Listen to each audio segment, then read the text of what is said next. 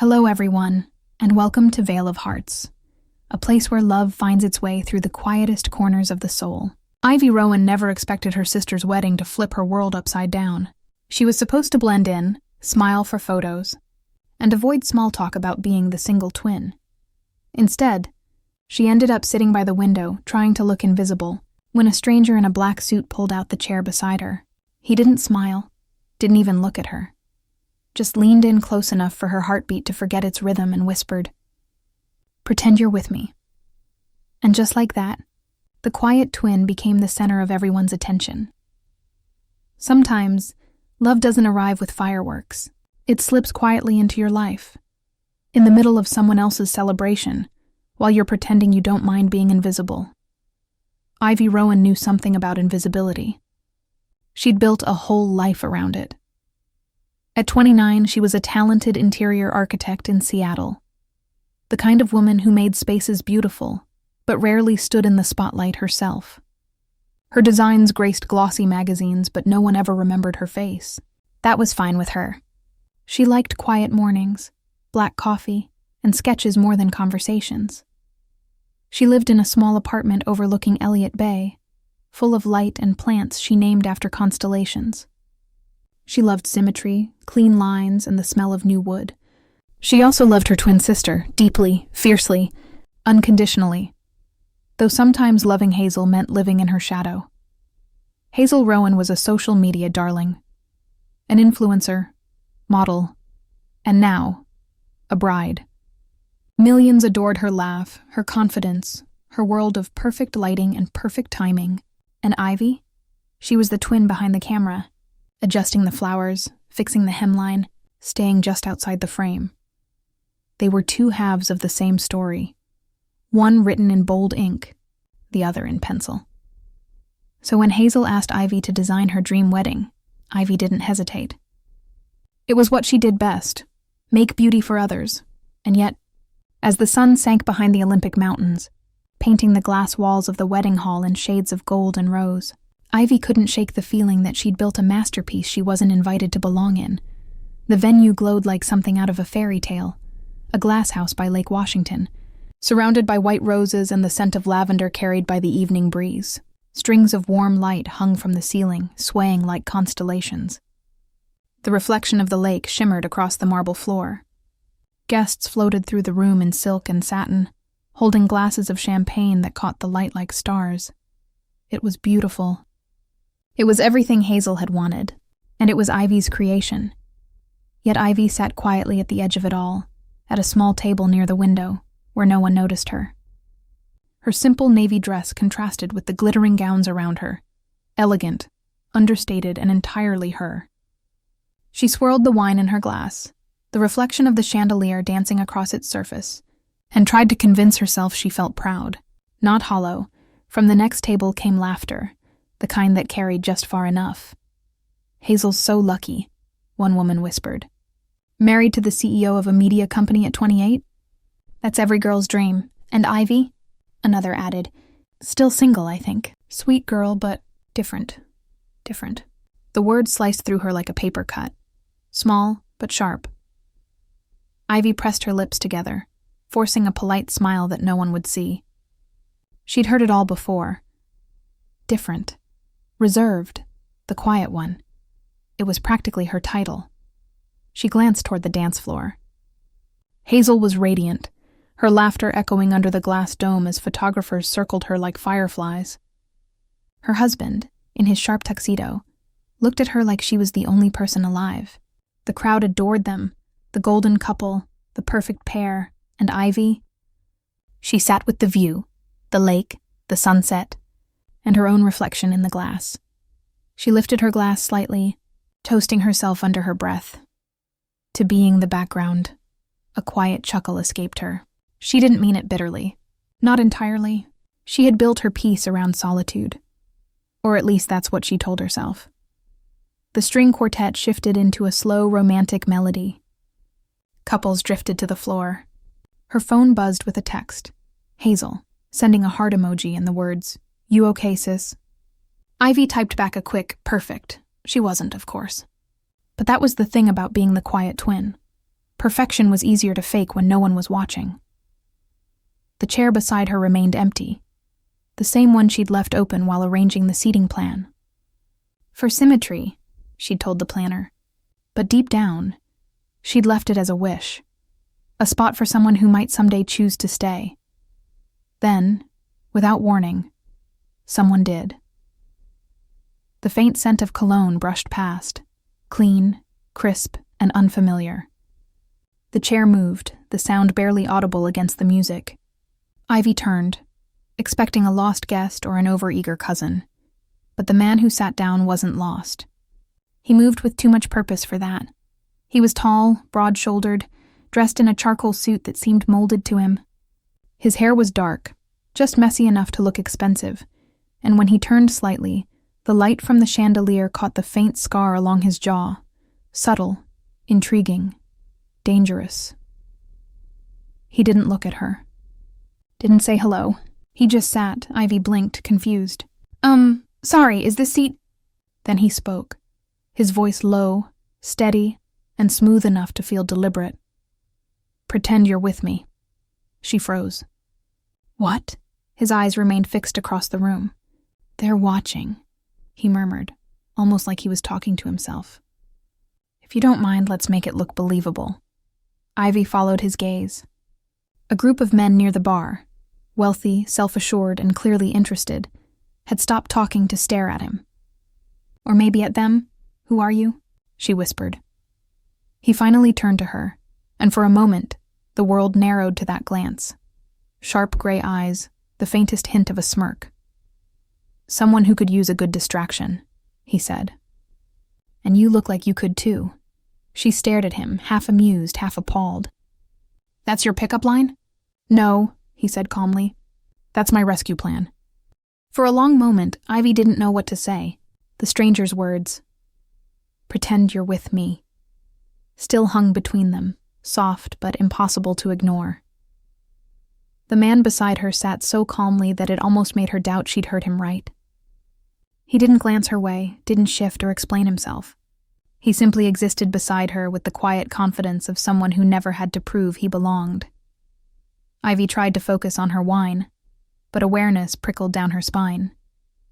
The air felt heavier, and though she didn't turn, she could sense the weight of his presence, composed, deliberate, a touch dangerous. Finally, she leaned slightly closer, her tone measured but edged with curiosity.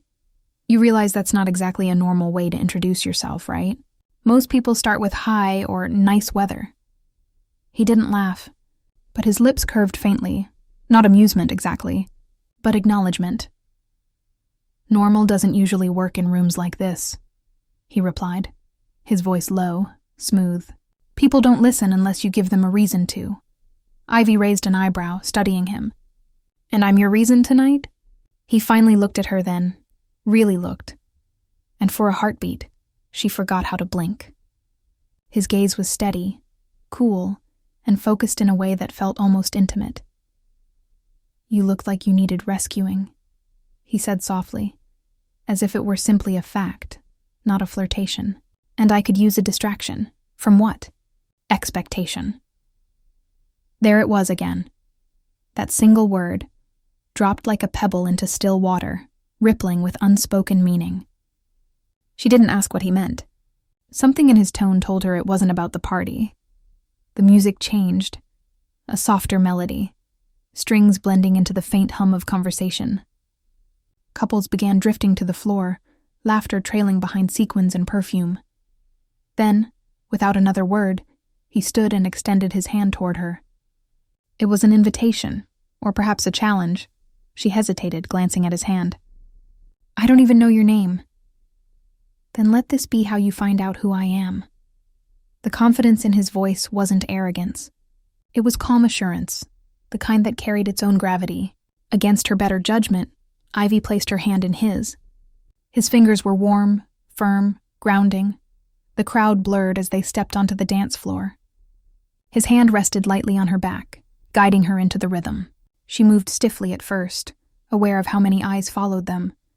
And then, as the music folded around them, something shifted. The world softened. Her body relaxed into the motion, her steps aligning with his as if they'd done this before. He was graceful, but not polished to perfection. There was something real about the way he moved, an easy steadiness that made her feel seen, balanced. "You dance well?" she said, her voice barely above the music. "You design spaces that make people believe in love stories," he answered, his tone quiet, sincere. "So I'd say we're even." She glanced up sharply, surprised. "How do you know that?" "I read the event program," he said simply. "Your name was on it." Her lips parted slightly. "You actually read those things?" "Only when I need to know whose mind built the world I just walked into." There was no flirtation in his words, only truth, and that somehow was far more disarming. The song deepened, and the air grew warmer. They turned beneath the glow of the chandelier, reflections of the lake shimmering across the glass walls. For the first time in years, Ivy didn't feel like the background. When the final note faded, he didn't immediately let go. His thumb brushed lightly across her hand, a gesture so subtle it could have been accidental. Then finally, he released her. The applause rose around them. Ivy stepped back, trying to steady herself, to make sense of the sudden ache of distance.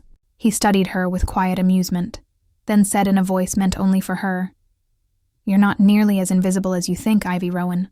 Her heart skipped. "You know my name?" "I make it a habit to learn the names of people who surprise me." Before she could answer, someone called from across the room. She caught it clearly this time. Adrian Vale. Heads turned. A few guests whispered the name with that mix of awe and scandal reserved for people too successful to be ordinary. He exhaled softly, the faintest smile tugging at his mouth. "And now you know mine," Ivy blinked. "Adrian Vale," she repeated under her breath. "You're the biotech founder who disappeared last year." "Rumors exaggerate," he said lightly. "I just stopped showing up to parties." She tilted her head, her tone dry. "You seem to be making an exception tonight." For good reason. Their eyes met again, steady, curious, unguarded. It was Ivy who looked away first. The song changed once more, and the crowd began to disperse toward the bar and terrace. Adrian's phone vibrated. He excused himself with a nod and disappeared into the night air beyond the glass walls. When he didn't return, Ivy found herself drifting to the window again, her seat still empty beside her. Outside, the lake shimmered with reflected light. Beyond it, near the dock, a lone figure stood, his phone pressed to his ear, his posture composed but distant. She watched him for a while, the way he seemed both part of the world and separate from it. When he hung up, his gaze lifted toward the glass house, and for a fleeting second, their eyes met through the reflection. He gave a small nod, a quiet acknowledgement, before turning and disappearing into the darkness. Ivy sat for a long time after that, the soft hum of music fading around her. She didn't know why her chest felt lighter, or heavier, all at once. Hazel's laughter echoed faintly in the distance, bright and perfect. Ivy smiled to herself, tracing her finger along the rim of her glass. Maybe this was just another story she would never tell. A single evening, a stranger, a dance. But as she glanced at the empty chair beside her, the words replayed in her mind, steady as her heartbeat. "Pretend you're with me." And somehow, she knew, that was where everything had begun. They say love often begins with fireworks, but sometimes it starts quietly, with one dance, one glance, and a single sentence that refuses to leave your mind. A week after the wedding, the roses had wilted, the champagne glasses were gone, and the photos of Hazel's perfect day were already making their rounds online. Ivy Rowen had returned to her quiet life, or at least what she liked to pretend was quiet. The studio smelled of cedar, ink, and late nights. It was a small space tucked inside an old brick building near Pike Place, its tall windows overlooking the rain-washed streets of Seattle. Ivy loved mornings there, when the city was still waking, and she could lose herself in drawings, in control, in symmetry. Her desk was a storm of sketches and material samples, marble textures, lighting plans, small models half-finished. She'd thrown herself into work the way people throw themselves into anything that keeps them from thinking too much. The wedding had been a week ago, and yet one image refused to leave her, a stranger in a charcoal suit, his hand steady at her back, his voice low enough to blur the noise of the world. "Pretend you're with me." That line had no business echoing the way it did. Ivy brushed the thought aside, switching on her desk lamp. "Focus," she muttered to herself. No more mysterious men, just deadlines. But life, or fate, or whatever sense of humor the universe had, didn't agree. By the time the clock hit 10, footsteps echoed down the hall. Firm, unhurried, the kind of steps that didn't belong to couriers or clients who needed discounts. She looked up as the door opened, and for a heartbeat, she forgot to breathe. Adrian Vale stood in the doorway, immaculate as ever, though less formal now. No tuxedo, just a dark coat, rain still clinging to his shoulders. Seattle light softened his sharp features, but his presence filled the room in the same way it had filled the glass house that night, effortlessly. "I hope you don't mind unannounced visits," he said. His tone was calm, low, but threaded with something almost human this time. Ivy blinked, setting down her pencil. "That depends. Are you here to crash another party, or to commission a kitchen remodel?" A faint smile tugged at his mouth. "Neither. I'm here because I need a designer, and because you owe me a dance." She crossed her arms. "We already danced. Then you owe me a better one." Her lips twitched despite herself.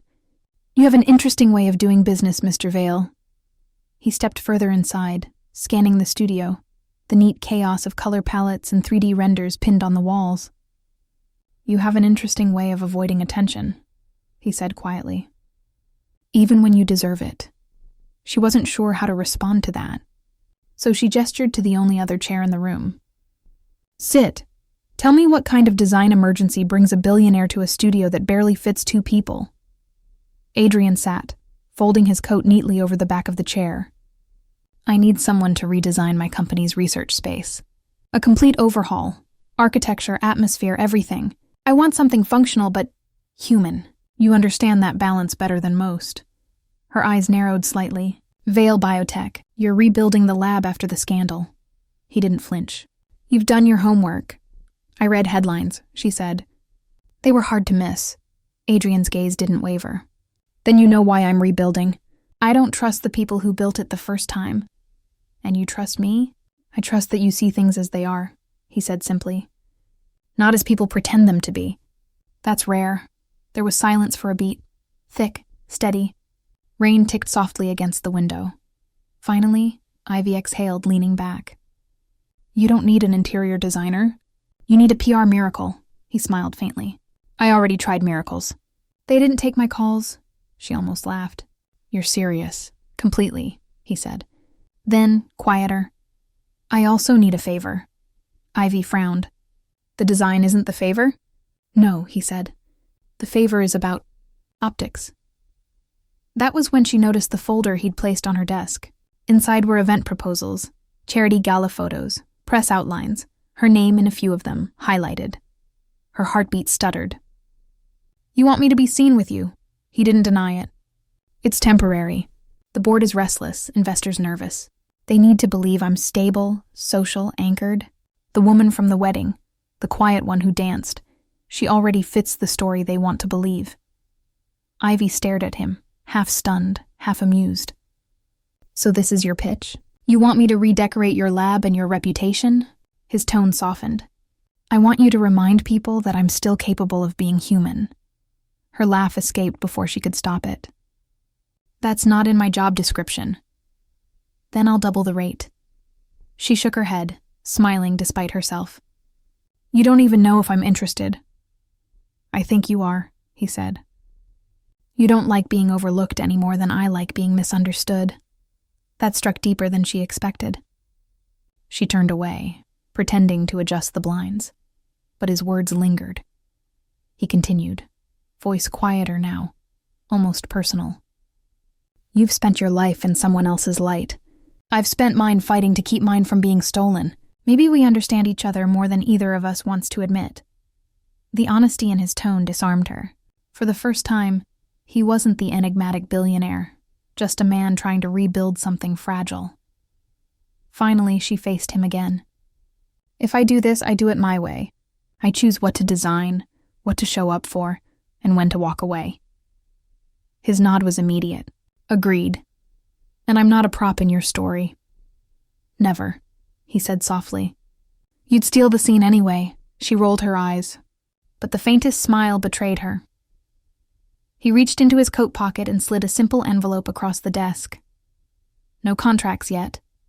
Just a handwritten note with a date and an address in San Francisco. The lab is ready for you, he said, and so is the story. Ivy looked at the envelope for a long time before taking it. She didn't say yes, not out loud, but he seemed to understand anyway. When he stood to leave, she followed him to the door. The rain had slowed outside, the city lights reflecting on the wet pavement. Seattle suits you, he said, glancing back. But I think you'll like San Francisco better. She folded her arms. You seem very sure of yourself, he smiled faintly. No, just sure of you. And then he was gone, the soft click of the door fading into the sound of distant rain. Ivy stood there for a long time, envelope in hand, pulse unsteady. Part of her wanted to throw it away. Another part, the reckless, curious part she thought she'd outgrown, wanted to see what came next. Sometimes second meetings aren't coincidences. They're invitations, quiet ones, written between the lines of things we almost said the first time, and Ivy Rowen had just accepted hers. Some cities glow differently at night. San Francisco was one of them, a place where the fog carried secrets, and the lights on the bay looked like promises waiting to be kept. For Ivy Rowen, it wasn't just another city. It was the start of something she hadn't planned for. She'd arrived 2 days earlier, still unsure if she had made the right choice. The flight, the hotel, the polished corporate car that came to pick her up, all of it felt too big, too distant from the world she knew. Her small Seattle studio seemed like another lifetime away. Vale Biotech's headquarters stood near the waterfront. Glass, steel, and silence. Inside, Adrian's world was ordered, efficient, untouchable. The lab she was meant to redesign didn't look broken. It looked soulless, and maybe that was the point. She had spent the morning sketching alone in a corner office when his message arrived. Tonight, 7 p.m., black tie. Charity gala. You'll want to eat something first. The food's terrible. No signature, but he didn't need one. Now, standing under the chandelier of a grand ballroom at the top of the Fairmont Hotel, Ivy wondered how she'd let herself get talked into this. The room shimmered. Gold light, silver dresses, the low hum of money disguised as laughter. People moved like they were performing for invisible cameras. Waiters floated by with champagne. Screens displayed donation numbers and headlines like Innovation for Humanity. And there she was, in a simple navy gown, trying very hard not to trip over the hem. She found Adrian near the center of the crowd, surrounded by people who spoke the language of deals and deadlines. He wore his black suit like armor, his expression perfectly measured, polite, distant, untouchable. When he spotted her, something softened. Not much, just enough that she noticed. You made it, he said, his voice quieter than the room deserved. I almost didn't, she replied. The dress code was intimidating. I think my shoes cost more than my rent. Consider it an investment, he said. You look... He paused, searching for a word that wasn't cliché, capable of ruining the evening for everyone else.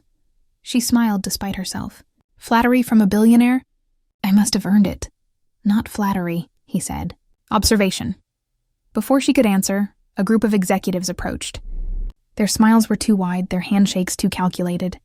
Ivy stood slightly behind him, half listening as they traded compliments and subtle jabs disguised as jokes. Then came the inevitable question, directed at her. And you are? One woman asked, tilting her head, her pearls catching the light. Ivy froze for half a second. Before she could form a reply, Adrian spoke, his tone smooth but with a spark of mischief. The reason I haven't fired half my team this month, he said easily.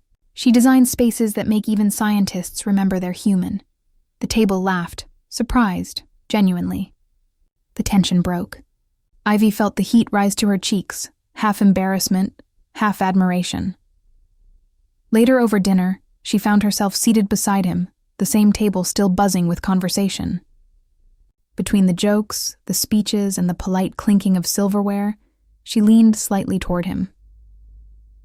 "You didn't have to say that," she murmured.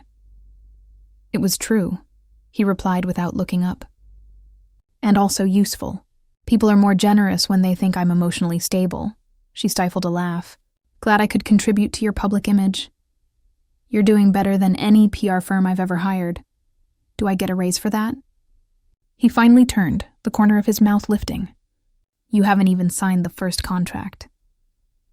When the speeches ended and the crowd thinned toward the bar, Adrian leaned in slightly. "Let's get out of here," Ivy blinked. "Now?" "Before someone asked me to donate a yacht." They slipped out through a side door into the cool night air. The city below glittered like 1,000 scattered diamonds. Adrian's car waited, but instead of heading back to the hotel, he took a turn toward the bay. They ended up at a small diner tucked between warehouses, the kind of place where no one cared about suits or scandals. The waitress knew Adrian by name, which surprised her. "Late-night tradition," he explained when they sat down. "Best grilled cheese on the West Coast." The hum of old neon lights buzzed above them. Outside, fog rolled in slow waves. Inside, the world was small again. 2 people, a booth, the smell of coffee and butter. For the first time since she'd met him, Adrian looked unguarded. He didn't talk about work or money. He asked about her, why she became a designer, what she liked about Seattle, why she always looked like she was about to run away from a camera. She told him, quietly, that she liked creating spaces where people felt seen. Because for a long time, she hadn't been. He listened, really listened. Then after a long pause, he said, "My mother used to say the same thing. She believed places remember the people who love them." Ivy tilted her head. "She sounds kind." She was, he said, until the disease took her. The words landed softly, without drama, but they carried a gravity that made her chest tighten. He told her, in fragments, about the research, how his mother's illness had no cure, how he'd built Vale Biotech to find one, how the company had grown too fast, too powerful, and how greed had twisted it into something she wouldn't have recognized. "I walked away because they wanted profit over people," he said quietly. "They called it a business decision. I called it betrayal." Silence lingered between them. Not awkward, just heavy with truth. After a moment, Ivy reached for her mug.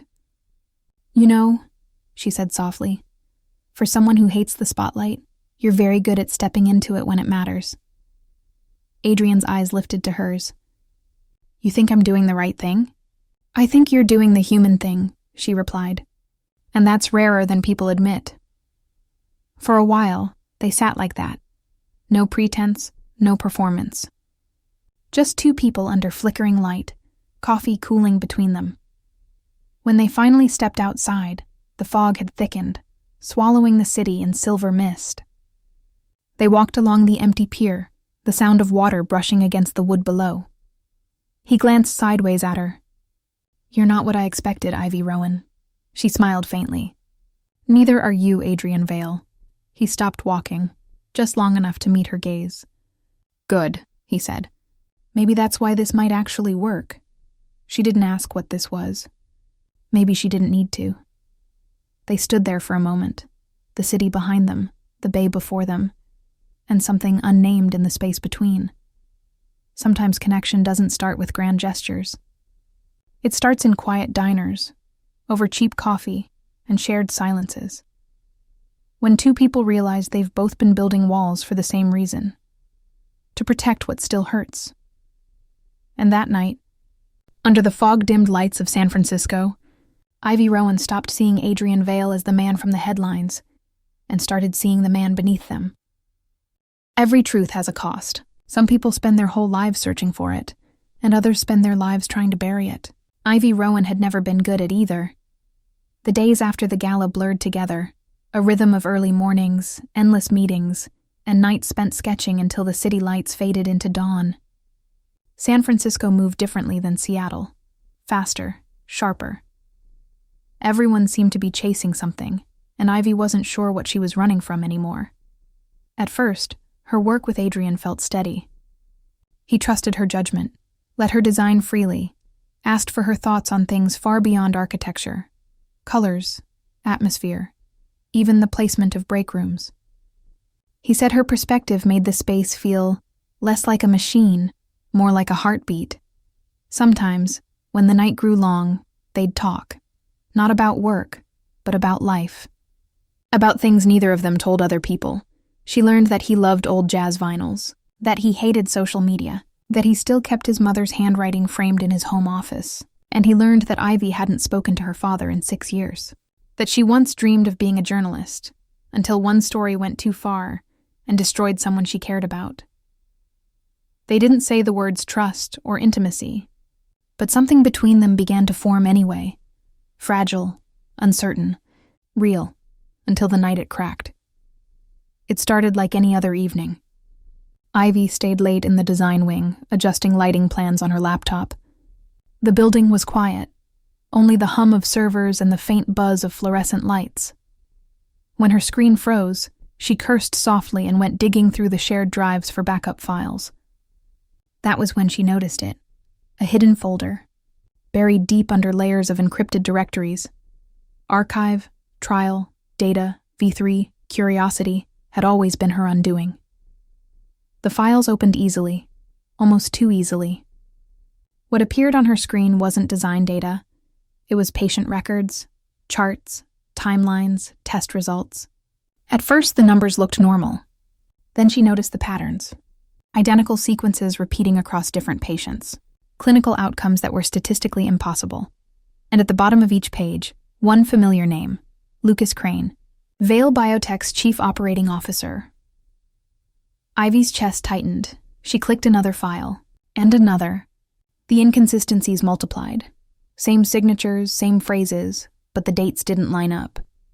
Then she saw something worse, a finance sheet attached to the reports.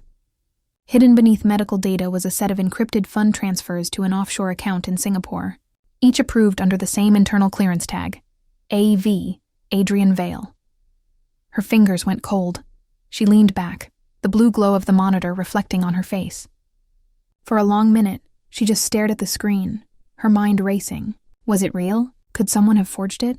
Or was this the truth behind the company she'd started to believe in, and the man she'd begun to trust? The silence in the office felt heavier now. She saved the files to a flash drive, more out of instinct than intent. Her heart thudded hard against her ribs, and for the first time since she met him, she didn't know whether she wanted to see Adrian again, or demand answers from him immediately. The next morning, the world answered for her, every major business site, every news ticker, every phone in the office buzzed with the same headline. Vale Biotech accused of falsifying clinical data. Whistleblower alleges corporate cover-up. By noon, the lobby was flooded with reporters. Security tightened. The board called for an emergency meeting. Adrian was nowhere to be seen. Ivy's stomach twisted. Her reflection in the elevator glass looked like a stranger, pale, uncertain, trembling. When she reached his office floor, the air felt colder, thinner. People avoided eye contact. His assistant, usually warm, just nodded toward the closed door. "He's in there." Ivy hesitated before knocking. He was standing by the window, jacket off, sleeves rolled, a storm contained in human form. The skyline framed him like glass and steel armor. When he turned, his eyes were darker than she remembered, tired, furious, but not surprised. "I saw the reports," Ivy said quietly. He didn't answer. "I found them last night," she continued. "The data, the transfers, Lucas Crane's name, your initials." He exhaled sharply. "You shouldn't have been digging." Her voice rose despite herself. "You think I wanted to find that? Adrian, your company is everywhere right now. People are saying you falsified results, that patients were hurt." His tone cut through her words, low and edged. "And you believe them?" She froze. "I'm asking," he said, softer now but no less sharp. "Did you believe them, Ivy?" "I don't know what to believe," she admitted. "That's why I came to you." He studied her face, every word, every hesitation, then laughed once bitterly. "You didn't come here for answers. You came here for confirmation." "That's not true, isn't it?" he said. "You were a journalist before this, weren't you?" Her heart stopped. "Who told you that?" He looked at her for a long time, as if searching for the version of her that existed before she'd learned to hide. "I do my research," he said finally. "I needed to know who I was working with, who I was, trusting." "And you decided to wait until now to throw it in my face?" she snapped. "I decided to wait until I wasn't sure if you were here for me or for the story," he replied. "And right now I can't tell the difference." The words hit like a slap. She took a step back, her throat tight. "You think I'm using you? That I'd risk everything I've built just to dig up another headline? I think you're someone who can't stop chasing the truth," he said. "Even when it destroys people." Silence pressed between them, sharp, suffocating. Then quietly she said, "And I think you're someone who hides behind it." Adrian's jaw tightened. "What's that supposed to mean?" "It means you talk about truth like it's a shield," she said, her voice trembling now. "But you only use it when it serves you. You shut people out, call it protection, and expect everyone to trust you without question. I did. I trusted you." His face flickered, a flash of something almost human beneath the anger. Regret, maybe, but it vanished as quickly as it came. "Leave, Ivy." "Adrian, please," he said, turning away, "before I say something we both regret." For a moment, she didn't move. The sound of her own heartbeat filled the room. Then she nodded once and walked out, closing the door behind her. Outside, the rain had started again, thin, cold, relentless. She didn't remember how she got to her car, or how long she sat there. The flash drive burned like a secret in her pocket. She could have gone to the press. Old instincts told her to. But she didn't. Instead, she opened her laptop and began digging deeper. Not as a journalist, not as a designer, but as someone who needed to know the truth. Within hours, she found it. Encrypted patterns, timestamps, and forged authorizations all tracing back not to Adrian, but to Lucas Crane. The betrayal wasn't Adrian's. It was someone else's, and somehow, she had to prove it. Before the man who thought she'd betrayed him was destroyed by the real one. Sometimes the truth isn't hidden in shadows. It's standing right in front of you, wearing a familiar face, waiting for you to look deeper. And as Ivy Rowen stared at the rain-streaked skyline of San Francisco, one thought echoed louder than the storm. She wasn't done fighting for him. Not yet. Sometimes the truth doesn't set you free. It drags you to the edge and dares you to jump. The storm hit the bay that night. Thick fog, heavy rain, the kind that swallowed the lights of the Oakland docks whole. Ivy Rowen drove alone, hands tight on the steering wheel, her pulse louder than the thunder. She shouldn't have come. Every instinct screamed to turn back. But she'd followed the trail. The same encrypted fund transfers, the offshore accounts, the deleted data logs. Every clue led to the same place, Lucas Crane, the man who smiled too easily, who talked about ethics like they were PR slogans. And now, he was about to disappear, taking Adrian's name down with him. She parked near the old shipping warehouses, the kind long abandoned by the city and claimed by rust and shadows. The air smelled of salt, oil, and something colder. Fear. Inside, the space was cavernous and dark, only the faint flicker of security lights breaking the black. She took a step forward, flashlight trembling slightly in her hand. "Lucas," she called out. Her voice echoed, small against the steel walls. The answer came from behind her. "You should have stayed out of this, Ivy." Before she could turn, an arm caught her from behind, strong, sudden. The flashlight clattered to the floor. She struggled, but his grip tightened. Lucas Crane's voice was calm, almost pitying. "You had potential. You could have kept your nice little contract, your reputation. But you had to dig. Because you forged everything." She spat, breathless. "You set Adrian up. He laughed, low and ugly. Adrian Vale built an empire on lies. I just rearranged the paperwork. The investors needed a fall guy, and he fit perfectly. She twisted against him, fury flaring. You ruined people's lives. Correction, he said. I secured mine. He shoved her forward and she stumbled. A dull metallic clink echoed, the sound of a gun being cocked. Don't make me do this, he warned, voice flat now. You weren't supposed to see any of it. Her heartbeat thundered in her ears. You think killing me will fix it? There are files, backups, then I'll take care of those next. She froze. The cold realization hit. This wasn't a threat. It was a plan. Outside, engines roared. Headlights cut through the rain. Black SUVs rolling silently into the dockyard. Doors opened. Boots hit the wet concrete. Adrian Vale stepped out first. He looked like a ghost of himself. Coat drenched, eyes hard, determination carved into every movement. Behind him, his private security team fanned out, weapons drawn, flashlights slicing the darkness. He moved toward the warehouse without hesitation. Inside, Lucas turned toward the noise, startled. What the? Before he could finish, the heavy doors burst open. Light flooded in. Adrian's voice cut through the storm. Let her go, Lucas. Ivy gasped, both relief and terror flooding her at once. Lucas gritted his teeth. You shouldn't have come, Vale. You shouldn't have underestimated me, Adrian said. His tone was calm, but beneath it was steel. You forged my name, stole my research. You think I wouldn't find out? Lucas pressed the gun tighter against Ivy's arm. Stay back or she dies. The air trembled. The guards hesitated. Adrian didn't. You won't shoot her, he said, stepping closer. You're a coward, not a killer. Lucas's eyes flickered. Doubt. A second too long, and that was enough. Adrian lunged. The shot cracked like thunder, deafening. The flash lit the room for an instant. Ivy screamed as Adrian tackled Lucas, the gun skidding across the concrete. Another shot went off, this time wide, shattering glass. Then chaos. Shouts, boots, the crash of metal. The security team swarmed in. Lucas fought, wild, desperate, but it was over in seconds. 2 guards had him pinned, blood streaking his temple. The sirens wailed outside.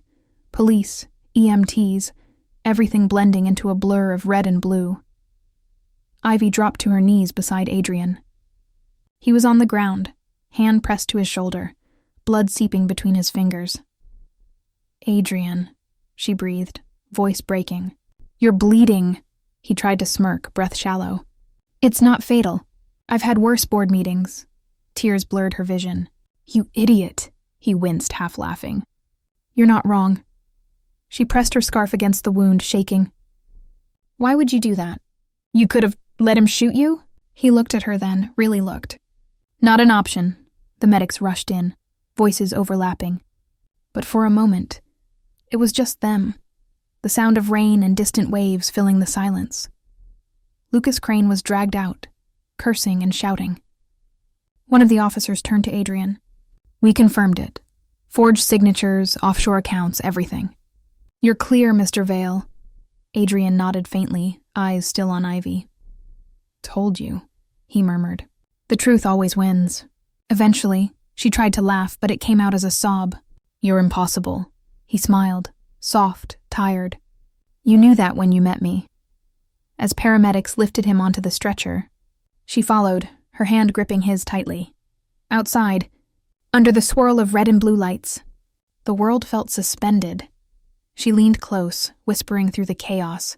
You once said we were just pretending. Adrian's eyes fluttered open. His voice was barely a breath. I was wrong. He squeezed her hand, faint smile curving his lips. I never pretended about you. The ambulance doors closed, the sirens rose, and the city faded into the storm, leaving behind 2 people who'd finally stopped pretending. Some love stories aren't about perfect beginnings. They're about the moments we choose to stay, even when everything else falls apart. And for Ivy Rowen and Adrian Vale, that night on the docks wasn't the end. It was the beginning of something real, built not on illusion, but on truth, pain, and the kind of love that doesn't need to be proven. A year can change everything. The way a city feels, the sound of a familiar name, the shape of silence between two people who once forgot how to trust it. San Francisco woke slowly that morning. The fog had lifted, and the bay glimmered in shades of gold and silver, sunlight spilling across the skyline like a quiet promise. Inside a high-rise apartment near the waterfront, Ivy Rowen sat by the window, sketchbook balanced on her knees. The city below moved with purpose, but she was still, calm in a way she hadn't been in years. The kind of peace that comes not from the absence of chaos, but from learning how to live through it. Her hair fell loosely over her shoulders, a pencil tucked behind her ear. On the coffee table beside her were rolls of blueprints, mock-ups, and a small glass terrarium filled with green ivy. A quiet inside joke. She smiled, glancing at the tablet open beside her. Rowen and Vale Design Initiative. Sustainable Architecture for Change. It still felt surreal. A year ago, she'd been a designer for hire with too many ghosts behind her. Now she was a co-founder, leading a firm that blended design and philanthropy, working alongside the Vale Foundation to rebuild community clinics, labs, and spaces that healed more than walls ever could. It wasn't just work. It was meaning. Behind her, soft footsteps broke the morning quiet. Still working before breakfast? Ivy turned as Adrian appeared from the kitchen, sleeves rolled, 2 cups of coffee in hand. His shoulder still carried a faint scar, a reminder of the night everything changed. "Habit," she said, smiling. "You know I can't sit still." He handed her a cup, the steam curling between them. "You said the same thing the night I met you, except then you were trying to disappear." She laughed softly. "I was terrible at it." He leaned against the window frame beside her, eyes tracing the horizon. "You were perfect at pretending you didn't belong. I almost believed you." "Almost?" He shrugged, grinning. "Let's say I had good instincts." For a moment, neither spoke. The morning light flooded the room, soft, golden, alive. The ocean stretched endlessly beyond the glass, calm and infinite. Adrian took a slow sip of coffee, then asked quietly, "Do you remember that seat? The one you sat in at your sister's wedding?" Ivy's gaze drifted toward the window, sunlight reflecting off the bay like crystal. "Of course. I remember the light, the music, the feeling that I was just background noise. And now?" he asked. She smiled. "Now I think it was the first time someone really saw me." He reached out, brushing his thumb gently against her hand. A small gesture, but one that said everything words didn't have to. "Then I guess," he murmured, "it's fitting that we found our way back to the window." She turned toward him, eyes glinting with warmth. "You sound poetic for someone who once said feelings were overrated." "I had a near-death experience," he said dryly. "It ruined my cynicism." She laughed, the kind of laugh that fills a room, light and unguarded. Then, quieter. "You know, that night, you said we were just pretending." He met her gaze. "And I told you later I was wrong." She tilted her head. "And now?" He stepped closer, his reflection merging with hers on the glass. "Now," he said softly, "I know we were never pretending at all." Silence lingered, gentle, complete.